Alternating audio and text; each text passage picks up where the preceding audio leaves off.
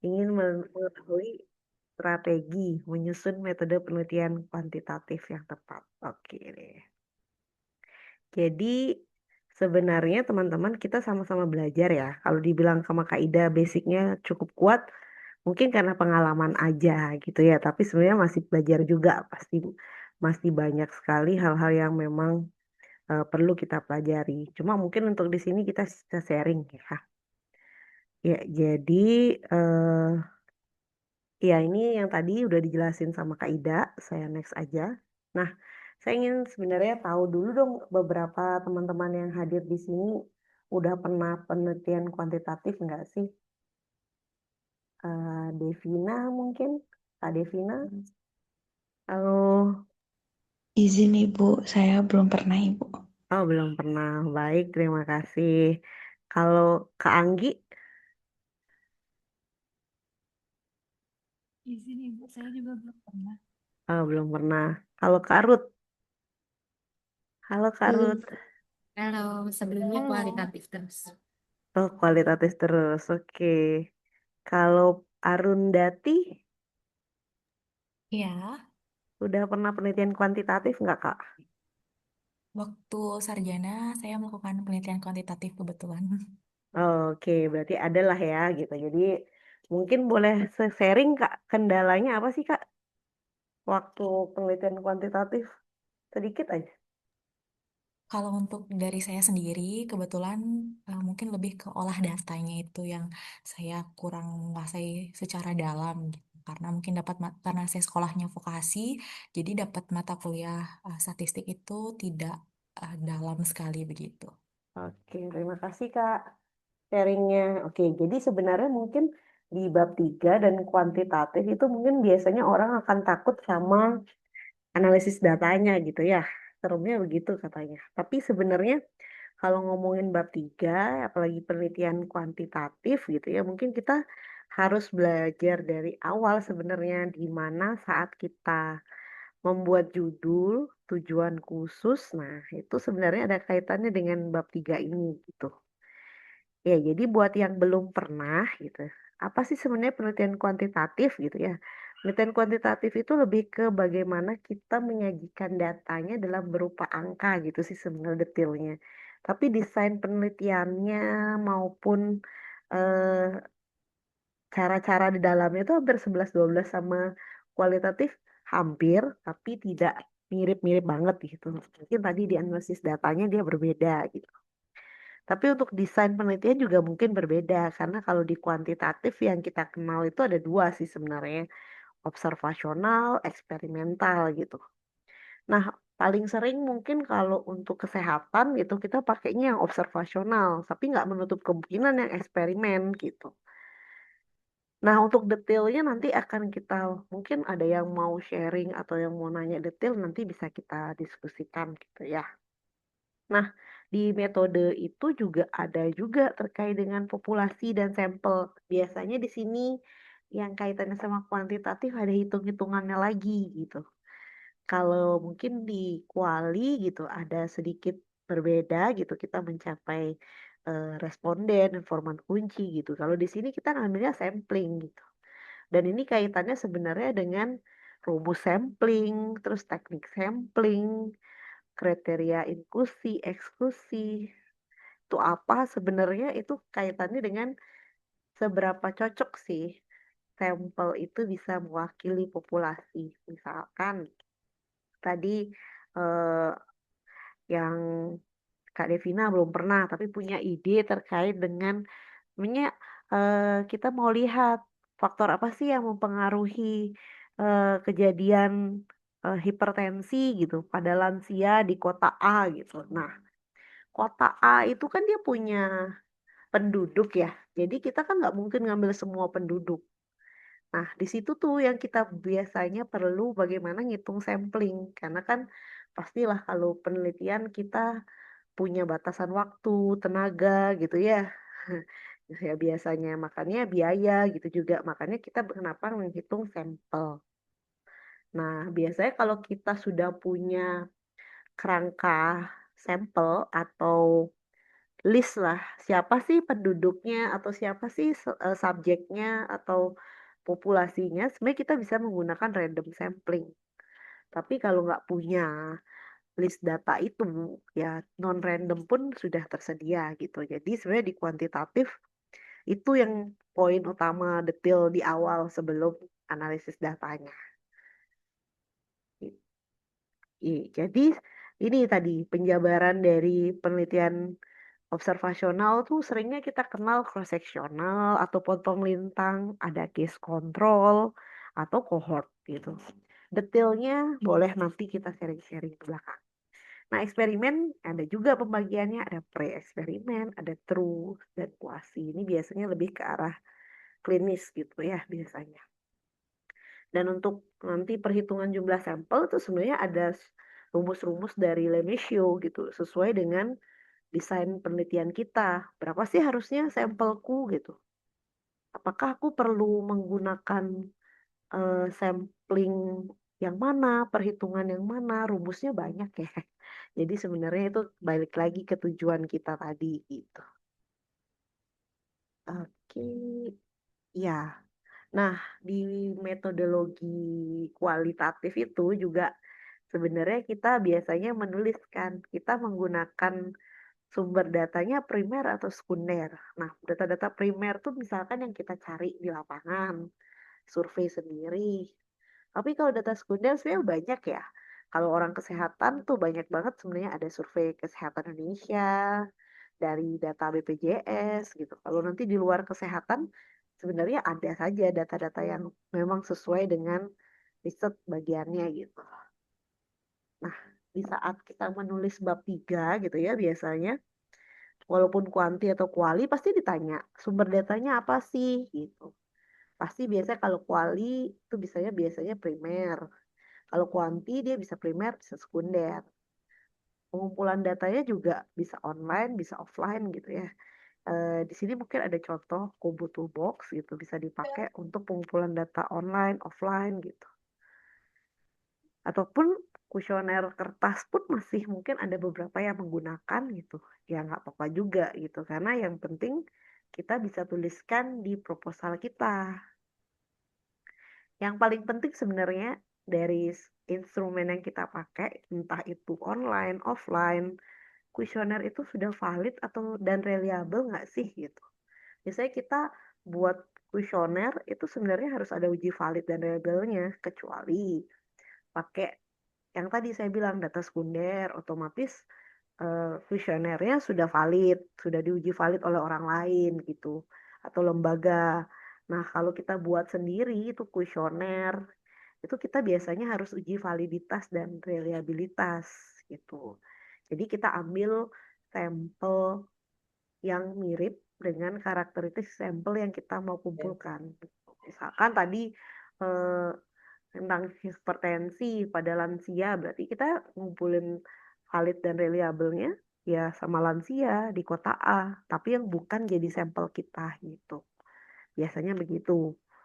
Jadi itu biasanya dilakukan sebelum penelitian berlangsung. Jadi saat biasanya kalau adik-adik atau teman-teman itu kan ujian tuh ada ujian proposal gitu ya. Nah, saat udah revisi ujian proposal, kita bisa mulai uji valid sambil menunggu etik untuk penelitian asli gitu. Jadi itu biasanya kita bisa jalan duluan untuk uji valid dan reliable. Jadi instrumen yang kita gunakan sudah siap saat data kita sudah siap juga. Gitu. Ya, ini mungkin yang tadi disebut analisis datanya apa sih gitu.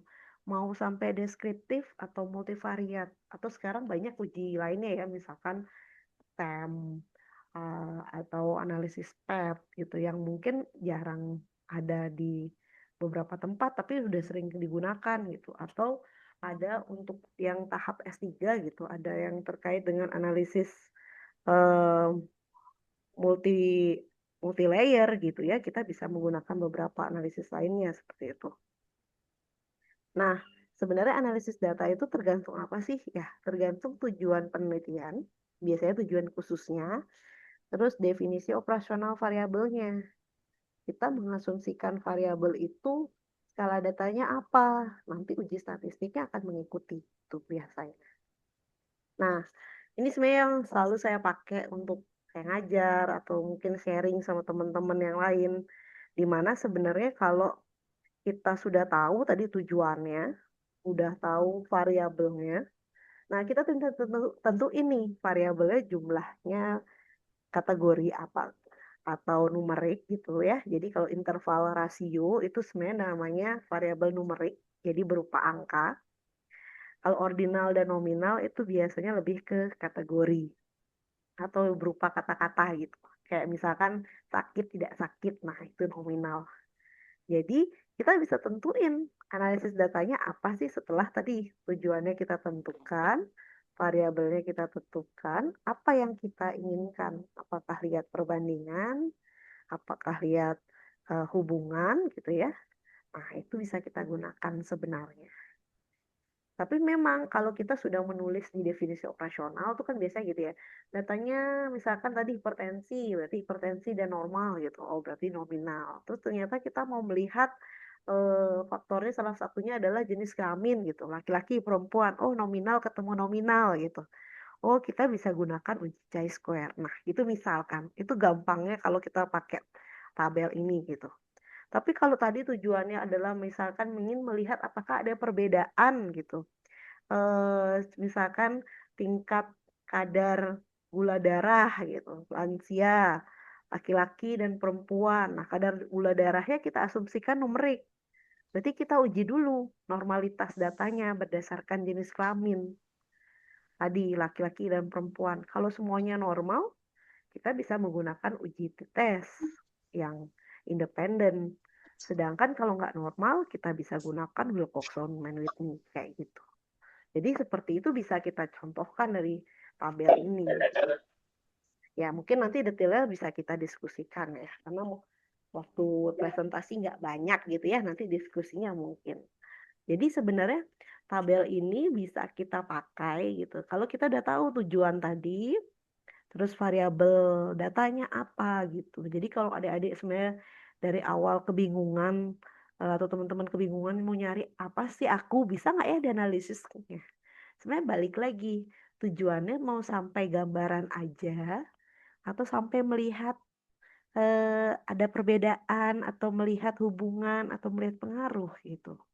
Karena itu sangat berkaitan dengan metodologinya.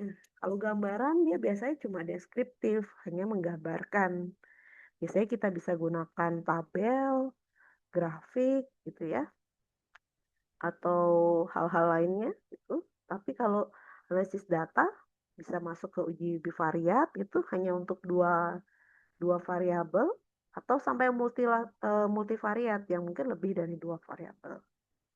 Nah, semuanya ini sebenarnya bisa kita eh, gunakan ini tergantung tadi lagi tinjau di rumusan dalam kita tulis definisi operasionalnya kayak apa sih gitu. Data itu dikategorikan atau dibiarkan secara angka gitu. Itu balik lagi. Iya, mungkin materi saya nggak banyak, kita akan lebih banyak untuk diskusi karena fokusnya ini hanya pemaparan umum gitu ya. Jadi kalaupun nanti ada yang ingin didiskusikan, silahkan gitu ya. Jadi ini beberapa contoh penelitian kuantitatif gitu ya, pakai data primer, data sekunder gitu ya, yang mungkin pernah saya dan teman-teman tim Pikat juga lakukan gitu, sehingga mungkin untuk sharing kami persilahkan kembali ke Kak Ida untuk melit ya. Silahkan Kak Ida. Terima kasih banyak. Oke, terima kasih untuk Erma atas pemaparan materinya yang singkat, padat, dan jelas gitu ya. Oke, nah untuk teman-teman yang hadir saat ini, bagaimana jika kalian ada pertanyaan atau yang kurang jelas? Mungkin nanti jika kita ada waktu, kalian mau spill kebingungannya gitu di bab 3, kita silakan. Karena kita nanti akan selesai di jam 3, jadi kalian ada waktu, silakan untuk yang ingin bertanya.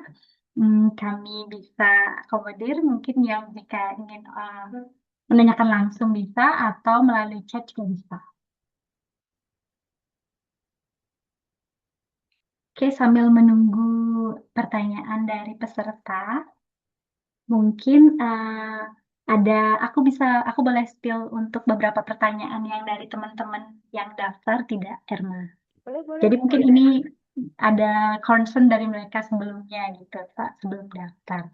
Jadi Boleh. mereka itu ada yang bertanya tentang apa sih langkah pertama untuk mengerjakan skripsi agar lebih mudah ke depannya? Oke, mungkin Mungkin itu ya bisa buat yang di-spill, tadi silakan, juga Erma. bilang belum pernah kuantitatif nih ya tadi. Sebenarnya topiknya sih, ya jadi kalau kita mau penelitian sebenarnya topiknya dulu. Apakah masih up to date, apa mah udah ketinggalan zaman banget atau udah sering banget dilakuin gitu ya. Jadi kalau udah sering banget, nah itu biasanya kita harus pinter-pinter nentuin apa sih barunya ide kita gitu. Apakah misalkan variabelnya berbeda, tempatnya berbeda, atau ada spesifikasi dari pengukuran hal-hal tersendiri gitu yang berbeda. Kalau udah tadi topiknya kita dapet, yang kita siapkan sebenarnya tujuannya apa?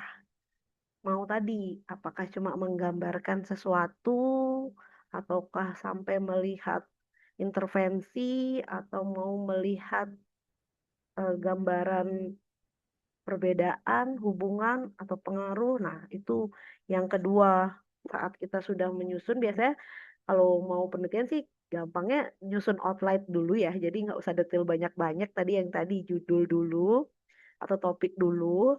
Terus tujuannya apa? Biasanya kalau saya sih jujur, judul itu bisa belakangan ya, karena topiknya dulu, terus tujuannya, lokasinya di mana, ketemu masalahnya, bisa jadi judul. Nah, baru kita tentuin mau pakai kuanti apa kuali gitu sebenarnya. Karena kan kuanti kuali itu sebenarnya desain studi ya, atau metodologi yang kita bisa pakai. Kalau menurut kita cukup dengan misalkan kuantitatif gitu, kita bisa menggambarkan by angka, nggak apa-apa. Tapi kalau harus secara lebih detail, lebih dalam, kualitatif mungkin lebih bagus. Itu. Terus setelah itu baru kita tentukan ambil sampel atau total populasi kalau pakai kuanti. Nah, habis itu tentuin lagi. Oh, saya mau tadi, oh tujuan saya cuma gambarin. Berarti ya udah, kalau sudah tahu ambil populasi berarti digambarin doang. Berarti oh kita udah kebayang nih bahwa oh yang mau saya dapetin adalah misalkan tadi topiknya tentang faktor-faktor hipertensi. Itu kan sebenarnya hipertensi udah banyak ya, faktor-faktornya pasti juga lebih banyak. Tapi misalkan kenapa ngambil di lansia? Oh, ternyata ada program Posbindu gitu misalkan. Oh, Posbindu itu misalkan di beberapa tempat belum dipakai atau belum pernah diambil risetnya. Nah, itu jadi salah satu kebaharuan kita. Nah, ngambil di situ, oh lansia di mana kita ambil? Misalkan daerah X gitu. Daerah X ternyata belum pernah. Terus kasus hipertensinya tinggi. Nah, itu jadi dasar banget lagi kita ngambil. Oh, bisa kita ambil di situ. Nah, kita cari tahu berapa orang sih lansia di Posbindu. Nah, misalkan dapat oh 50 gitu. Tapi ada lansia lain yang nggak pernah datang ke Posbindu. Oh, mungkin aja bisa plus minus 50 gitu ya. Jadi kita dapat sampelnya segitu. Oh, kita mikir, oh kalau 50 sebenarnya beberapa analisis data bisa nih sampai bervariat gitu misalkan. Oh, kita mau lihat bedanya gimana sih kalau misalkan lansia yang dikasih misalkan sosialisasi atau edukasi sama yang enggak, apakah perilaku untuk eh, pencegahan hipertensinya perilaku minum obat gitu misalkan atau apapun yang mau dibuat intervensinya itu bisa kita tambahin lagi gitu. Itu makanya tergantung tujuan-tujuan tadi gitu. Bisa jadi eksperimen, bisa cuma observasional gitu. Apakah kita cuma mau lihat by kuesioner gitu, atau mau kasih intervensi lebih detail? Nah, di situ. Nanti terakhir baru kita nentuin, oh analisisnya misalkan tadi eksperimen, berarti bisa lihat pre-post gitu. Apakah ada peningkatan atau ada perubahan perilaku gitu, yang perilaku yang bisa diukur ya. Kalau kuanti, kalau kuali baru bisa lebih dalam. Tapi kalau kuantitatif itu biasanya kita harus bisa ukur. Jadi misalkan dalam seminggu gitu, berapa sih yang turun gitu, misalkan eh, apa namanya tekanan darahnya kalau misalkan kita kasih intervensi misalkan senam gitu untuk orang-orang lansia gitu yang rutin, nah apakah ada pengaruhnya gitu, itu bisa. Itu sih mungkin Kak. Jadi step by stepnya sampai di situ dulu gitu, baru nanti kita mikir bisa dilakuin apa enggak gitu ya di lapangan, karena kan di lapangan juga kadang-kadang bisa berubah ya karena situasi dan kondisi gitu. Oke, terima kasih Erma. Jadi untuk pemaparan tadi dari Erma ya, untuk menjawab apa sih langkah pertama untuk membuat penelitian gitu, biar penelitiannya itu jalan lancar gitu. Yang pertama itu sebenarnya adalah topik ya Erma ya. Jadi yang pertama itu kita perlu tahu apa sih topik yang ada novelty-nya gitu. Tapi itu menjawab juga ada masalah di sebuah lokasi atau di lokasi penelitian gitu. Jadi contoh, kita sebenarnya lagi mencari penelitian, tiba-tiba nggak kebayang ada topik apa gitu. Ya cari aja dulu mungkin referensi. Habis itu kita cari masalah nih di mana seperti yang Erna tadi bilang, lokasi di mana sih ada lokasi yang ada masalah yang sama seperti penelitian sebelumnya. Jadi mungkin itu bisa salah satu novelty, jadi novelty juga ya Erma ya, kebaruan di lokasi penelitian, tempat penelitian seperti itu. Dan juga nanti jika kita sudah ada topik, baru kita lanjutkan ke tujuannya. Tujuan penelitiannya apa? Lalu setelah kita dapat tujuannya apa, itu dijawab dengan metode yang tepat. Salah satunya ya dengan pemilihan desain penelitian yang tepat, lalu pemilihan populasi sampel yang tepat. Jika memang kita studinya eksperimen, intervensi apa yang sesuai seperti itu ya Erma ya. Nah untuk teman-teman juga, eh, jadi secara singkatnya itu yang topik lah, topik dulu ada, lalu tujuan dan juga metode yang menjawab nanti penelitian kita itu apa sih gitu. Nah, kira-kira ada kegalauan yang lain kah mungkin dari teman-teman yang hadir saat ini? Mungkin ada yang belum pernah penelitian kuantitatif, tapi ingin melakukan penelitian kuantitatif dengan topik ini. Gimana sih mungkin gambarannya? Silakan bisa didiskusikan dengan Erma. Atau mungkin nih lagi ada mahasiswa S1, S2 yang sedang stuck dalam pemilihan salah satu item di metode gitu, pemilihan studi desain kah atau populasinya kah yang membingungkan, mungkin bisa di-share. Siapa tahu itu juga bisa memberikan gambaran kepada teman-teman yang lain, kebingungannya sama gitu. Jadi bisa terjawab di webinar ini. Kalau mungkin sambil menunggu dari teman-teman yang lain, saya mau bertanya lagi ya Erma ya, mewakili teman-teman yang kemarin. Nah, tadi mungkin ini sudah menjawab bagaimana sih alur dalam salah satunya dalam menyusun bab 3. Itu ya memang kita harus tahu dulu tadi desainnya, populasi dan sampelnya bagaimana, nanti mengukur outcome-nya itu seperti apa begitu. Nah, ini ada pertanyaan yang sangat praktikal nih, Arman. Jadi bagaimana sih cara menguasai SPSS? Oke, jadi mungkin ini adalah salah satu kebingungan kebingungan juga ya dalam menganalisa data gitu. Gimana sih cara menguasai SPSS? Mungkin bisa Emma bisa share gitu. Oke, makasih Kak Ida. Sebenarnya Oke.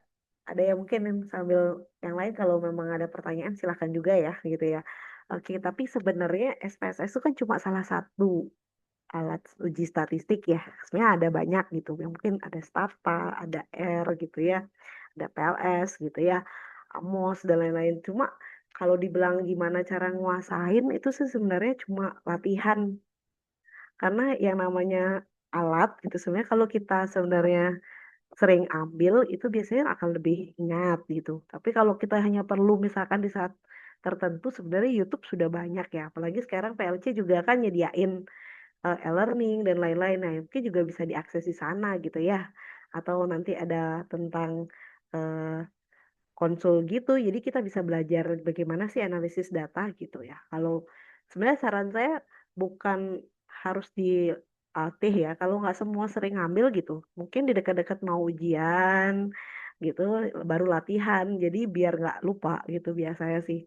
Kalau dulu-dulu biasanya orang yang sekolah S2, S3 gitu ya, atau yang mungkin S1 Biasanya saya saranin kalau mau latihan itu ya saat udah ngumpulin data, sekalian ngolah datanya plus latihan.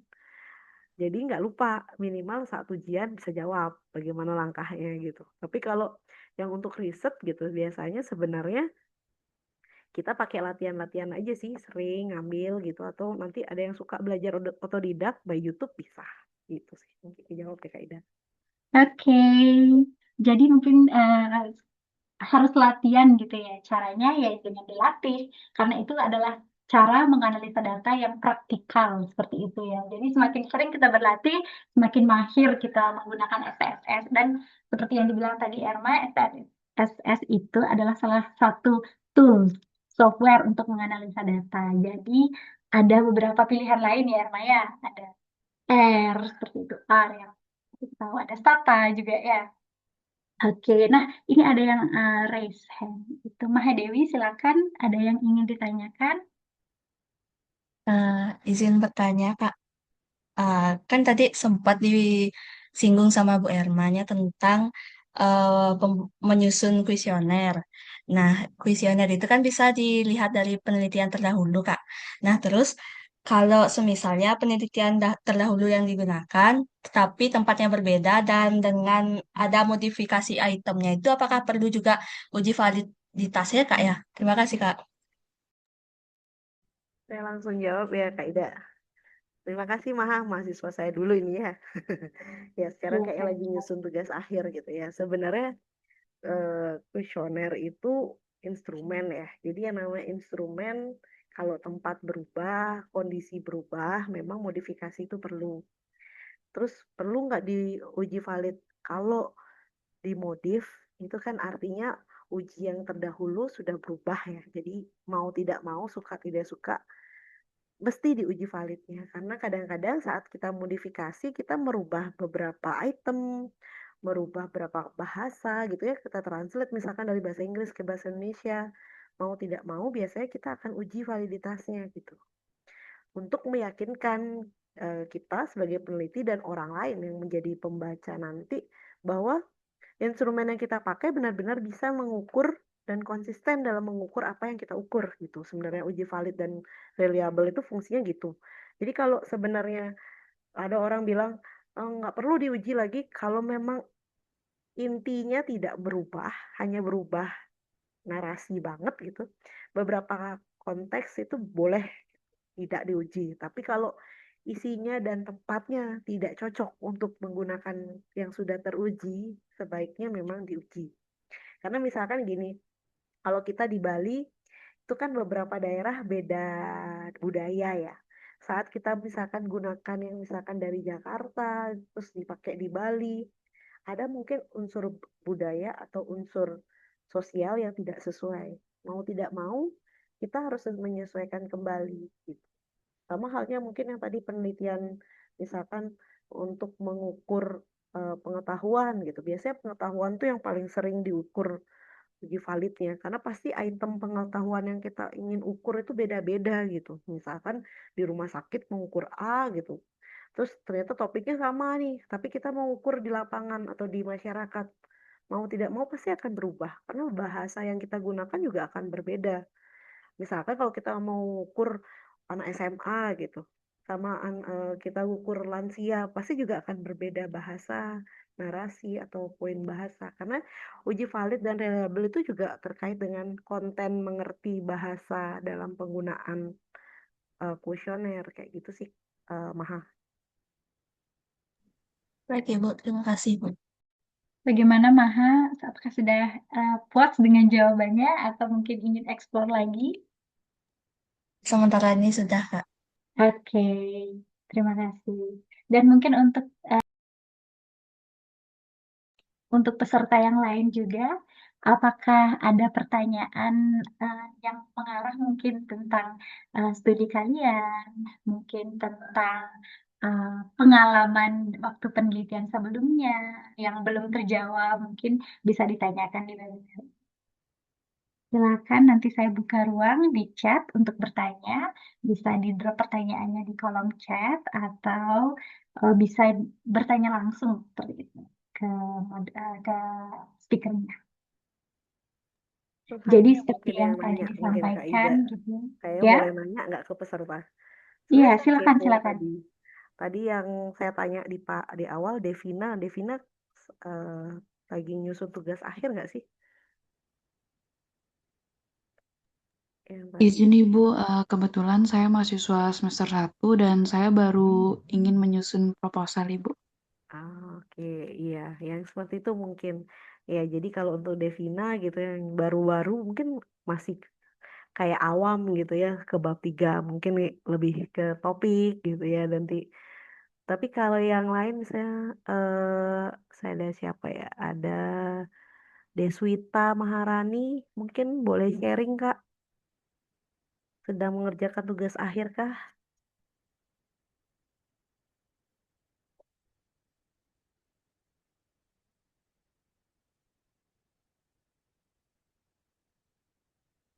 Oke, oke. Ada yang chat?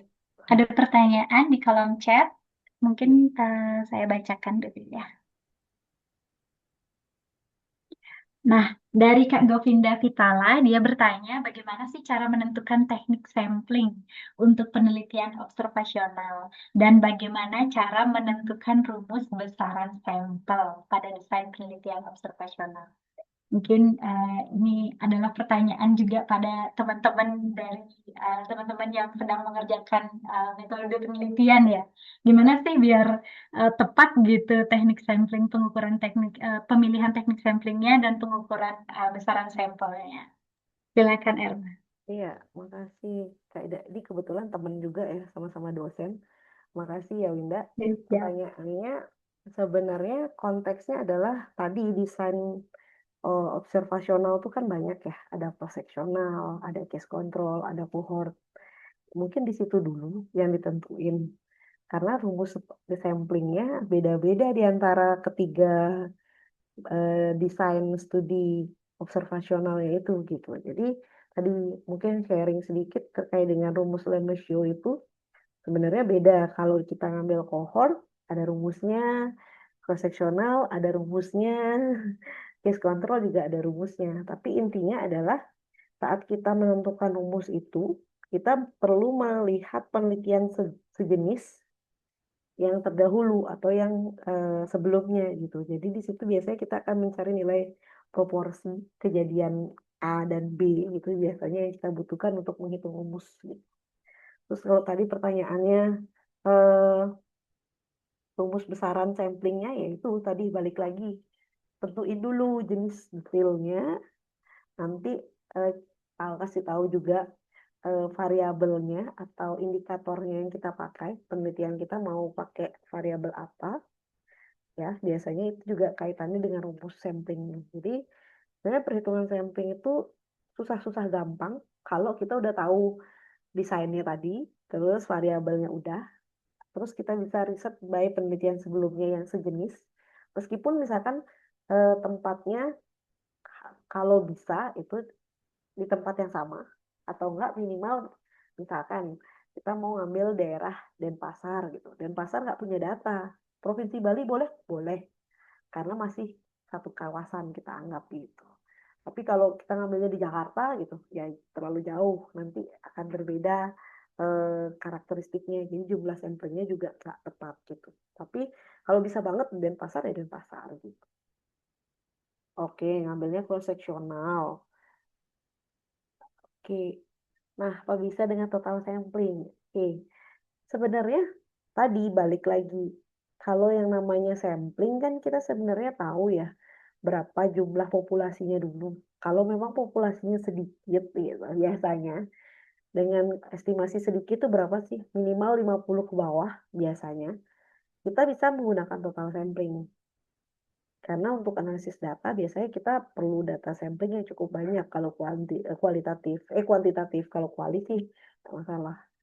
Tapi kalau memang bisa itu akan lebih bagus kalau memang total sampling diambil berarti dia pakai populasi otomatis sudah general, nggak perlu di general lagi gitu biasanya. Tapi kalau kita biasanya terbatas waktu gitu, terus populasinya cukup banyak gitu, biasanya baru menggunakan sampling yang lainnya itu sih. Mudah-mudahan menjawab, ataupun nanti kalau mau kurang menjawab bisa kita diskusi detail by PLC lagi ya. Oke. Oke, semoga untuk Kak Govinda bisa menjawab dari pertanyaannya tadi. Jika seperti yang dikatakan Erma, nanti jika ada perlu follow up pertanyaan, nanti bisa langsung tanyakan ke Erma. Oke, terima kasih. Selanjutnya ada pertanyaan lagi. Oke, ada dari Ruth Pasca. Dari Ruth ya, dari program Pasca sepertinya. Silakan. Halo Mbak Irma, halo Oke. Kak. Pertanyaan dari saya, tadi kan saya sempat ditanyain sama Mbak Irma karena penelitian kuantitatif apa ya? Saya belum pernah karena memang saya aslinya itu kualitatif. Cuman karena saya mau lanjut studi pasca, betul. Jadi saya ada berniat untuk kemudian bisa coba penelitian kuantitatif. Tetapi karena saya dari kualitatif dulu, saya agak gugup dengan transisinya. Eh, ada istilah untuk yang mixed method itu, kira-kira Mbak Erma memandang mixed method itu seperti apa ya? Terima kasih. Terima kasih, saya izin langsung jawabnya Kak Ida, biar nggak, suara saya masih kedengaran kah? Terdengar jelas ya. Oke, aman ya Kak Ruth. Oke, kalau mixed method itu sebenarnya biasanya memang digunakan untuk, biasanya kita gunakan untuk pasca sarjana ya Kak gitu biasanya. Tapi sebenarnya kedalaman mixed method itu tergantung dengan tujuan. Tadi saya bilang ada beberapa hal yang memang tidak bisa diambil khusus kuanti saja gitu. Harus ada temennya kuali gitu. Atau misalkan kuali aja nggak cukup gitu. Nah, itu biasanya kita pertimbangkan satu Kak, estimasi waktu gitu ya. Karena kan ngambil mixed method itu artinya kita menggunakan dua desain gitu ya, kuali dan kuanti. Yang it means sebenarnya punya masing-masing cara pengumpulannya sendiri. Satu pakai wawancara misalkan atau FGD untuk kuali. Terus kita menggunakan misalkan kuesioner atau instrumen lainnya untuk checklist ataupun lainnya untuk kuanti gitu. Nah, itu yang pertama pertimbangannya. Yang kedua, itu yang kedua sebenarnya. Yang pertama adalah konteks dari tujuan. Yang kedua itu adalah waktu dan tempat gitu ya. Yang ketiga itu adalah hasilnya sebenarnya akan lebih dalam gitu ya Kak. Satu mungkin menurut saya kalau kuanti itu kan hanya bisa menggambarkan based on angka dan apa yang kita ukur saat dengan menggunakan instrumen itu. Misalkan pengetahuannya baik buruk gitu ya. Terus kualitatif itu bisa menambahkan pengetahuan baiknya dia ini sebenarnya tentang apa, atau apa yang bisa kita kembangkan dengan pengetahuan baiknya dia gitu. Itu misalkan sebenarnya Kak Ruth. Jadi kalau Kak Ruth mau sampai penelitiannya detail atau mau menggali secara keseluruhan lebih komprehensif, itu bisa menggunakan mixed method dengan estimasi waktu dan tempat yang cukup. Itu sih Kak Ruth. Mungkin detailnya kita bisa pakai grup diskusi PLC gitu ya, atau mentoring PLC kalau mau mendampingi mix method gitu Kak. Jadi sebenarnya di PLC itu ada konteks untuk kuanti. Perbedaan dengan kualitatif deskriptif apa ya Kak? Kuantitatif yang biasanya digunakan dalam mix method itu jarang yang deskriptif Kak. Jadinya biasanya dia data detail gitu ya. Oke. Kuantitatif deskriptif itu kan dia hanya menggambarkan angka gini ya, misalkan gambaran eh, individunya atau gambaran sosial ekonominya gitu. Nah itu nggak bisa kita bilang mixed method karena sebenarnya di kualitatif kan sebenarnya bisa kita jabarkan juga. Oh, orang yang kita ambil sebagai informan tuh rata-rata berapa orang sih perempuan laki-laki. Nah bukan begitu maksudnya mixed method. Tapi mixed method itu lebih ke arah misalkan kakak penelitian pakai kuali dulu, nanti kakak kuatkan dengan kuanti atau kebalik. Kuanti dulu nambarin sesuatu, misalkan perbedaan pengetahuan tadi, nanti kakak tunjang dengan kualitatif untuk melihatkan perbedaan itu di pengetahuan yang kayak seperti apa gitu. Bayang ya Kak Ruth? Bayang Kak, terima kasih banyak. Iya, jadi nanti detail-detailnya bisa by PLC Kak. Tenang, ada mentoring di situ. Jadi kalau perlu pendampingan bisa. Oke. Sepertinya Kak Ida live karena ada sinyal kah? Ah, ada gimana? Ada yang kayak yang lain mau sharing atau apa gitu? Sambil menunggu MC kita kembali. Ya, mungkin ada yang dari rumah sakit ini ya. Kak Hari Pradiksa. Halo Kak. Kenal Halo namanya. Kak, selamat siang. Halo. Lagi penelitian kah Kak? Untuk tugas akhir Iya, atau? rencana buat penelitian kecil sih lagi tahap masih proposal untuk 2 penelitian Kak. Oh, boleh sharing nggak Kak? Dikit aja. Mau kuali apa kuanti atau tentang apa Kak?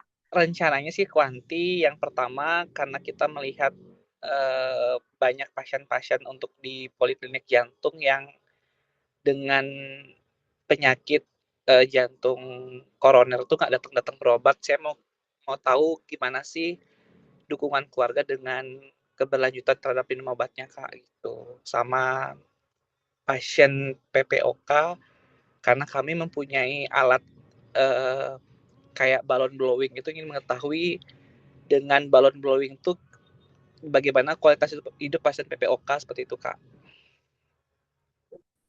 Udah sejauh mana proposalnya Kak? Kalau boleh sharing Kak. Mas rencananya sih bulan depan sudah masuk ke pengumpulan data sih Kak. Oh, oke. Berarti sudah detail dong proposalnya, tinggal pengumpulan data. Iya Kak, mohon bimbingannya Kak. Nanti kalau gimana saya tanya-tanya Kak. Iya, silakan Kak. PLC menyediakan ruang untuk Siap. khusus latihan ataupun untuk olah data nantinya ya. Ya siap Kak. Makasih banyak Kak bimbingannya Kak. Makasih. Semangat Kak Hari.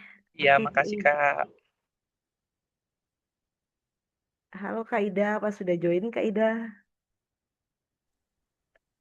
Mungkin saya jadi MC pengganti Kak Ida sebentar deh Kak Erma ya. Oke, udah tuh Kak Ida Eh, kembali. Kak Ida sudah kembali baru saja mau Iya. digantikan. Maaf ya Silahkan ada Kak kendala Ida. teknis.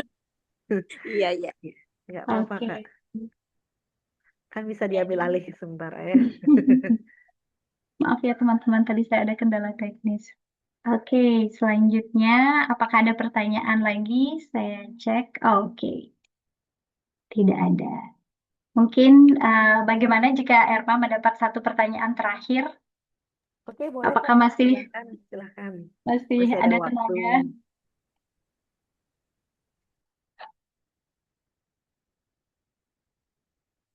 Oke. Nah, ada pertanyaan tentang uji validitas model spasial dilakukan bagaimana? Oke, Apakah Erma mungkin familiar dengan uji validitas model spasial? spasialnya sebenarnya konteksnya itu bisa banyak ya Kak. Cuma mungkin Mm-mm. yang aku tangkap itu lebih ke arah STEM sih.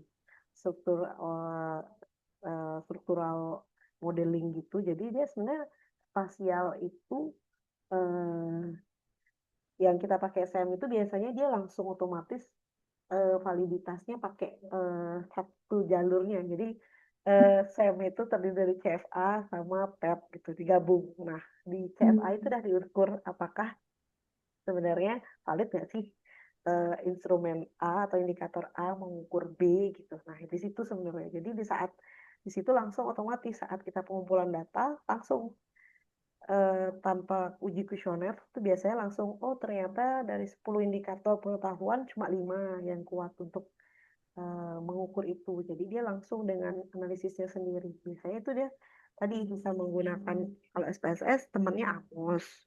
Kalau datanya tidak sesuai dengan tapi dia punya syarat dan ketentuan lainnya gitu. Kalau nggak biasanya pakai PLS gitu. Atau pakai R gitu bisa, Stata itu juga bisa. Tergantung konteksnya Kak. Mungkin aku jawabnya gitu. Oke, mungkin bagi teman-teman yang sebelumnya concern tentang kualitas spasial itu sebelumnya, mungkin semoga bisa menjawab ya tadi pertanyaannya dari teman-teman. Semoga nanti jawaban Erma itu bisa menjawab. Namun jika nanti masih juga ada eh, kekurangan atau mungkin kebingungan yang ada, mungkin bisa konsultasi dengan tim kami. Yang salah satunya Erma juga merupakan mentor di PLC. Jadi untuk teman-teman yang ada kendala mungkin atau ada masih keraguan dalam memilih metode penelitian, bagian-bagian dari metode penelitian juga bisa berkonsultasi dengan kami. Oke, untuk selanjutnya karena sudah waktu, izinkan saya sebelum mengakhiri webinar kali ini untuk menginformasikan kepada teman-teman semua. Nantinya untuk link absensi kalian bisa dapatkan di kolom chat. Kami akan tetap buka Zoom-nya sampai kalian ada waktu untuk mengisi link absensi tersebut. Yang nantinya teman-teman yang sudah berpartisipasi di akhir akan mendapatkan sertifikat. Dan juga pemberitahuan untuk teman-teman di sini mungkin yang masih ada bingung atau mungkin masih ada kendala dalam menyelesaikan metode penelitiannya atau mungkin bagian-bagian lain di penelitiannya, nanti teman-teman bisa berkonsultasi dengan kami. Untuk reach out mentor yang sesuai dengan teman-teman, nanti teman-teman bisa menghubungi kami melalui sosial media kami. Dan juga seperti yang sebelumnya sudah dipaparkan di video bahwa kami itu mempunyai layanan konsultasi riset, juga ada webinar yang secara berkala akan kami lakukan. Mungkin teman-teman yang ada kebingungan mungkin di part-part lain, jadi tetap stay tune dengan sosial media kami karena nanti kami akan share atau update tentang penelitian atau webinar-webinar yang terkait dengan penelitian. Seperti itu. Oke, untuk teman-teman, apakah untuk tim silakan di-share untuk link registrasinya, untuk link absensinya. Silakan untuk teman-teman karena linknya sudah ada, silakan diisi linknya karena nanti sertifikat akan dikirimkan melalui email kami. Terima kasih juga saya ucapkan kepada teman-teman dan juga Erma selaku pembicara sudah menyempatkan waktunya untuk menjadi pembicara di PLC webinar PLC yang kedua. Dan juga saya ucapkan terima kasih kepada teman-teman yang turut hadir untuk meramaikan webinar kami. Semoga nantinya ilmu-ilmu yang di-share tadi oleh Erma itu berguna atau membantu kebingungan kalian seperti itu. Karena memang bab 3 atau yang bagian metodologi penelitian ini memang kompleks sekali. Dia ada banyak part dan juga sangat penting untuk menentukan apakah nantinya hasil dari penelitian kita ini benar-benar menjawab pertanyaan penelitian, benar-benar sesuai dengan tujuan penelitian, atau tidak seperti itu. Kesalahan kecil dalam metode penelitian itu juga berakibat fatal dalam menjawab hipotesis atau dalam keakuratan hasil seperti itu. Nah, jadi teman-teman yang mungkin masih bingung tentang penelitiannya, jika memang ingin melakukan konsultasi bisa menghubungi kita.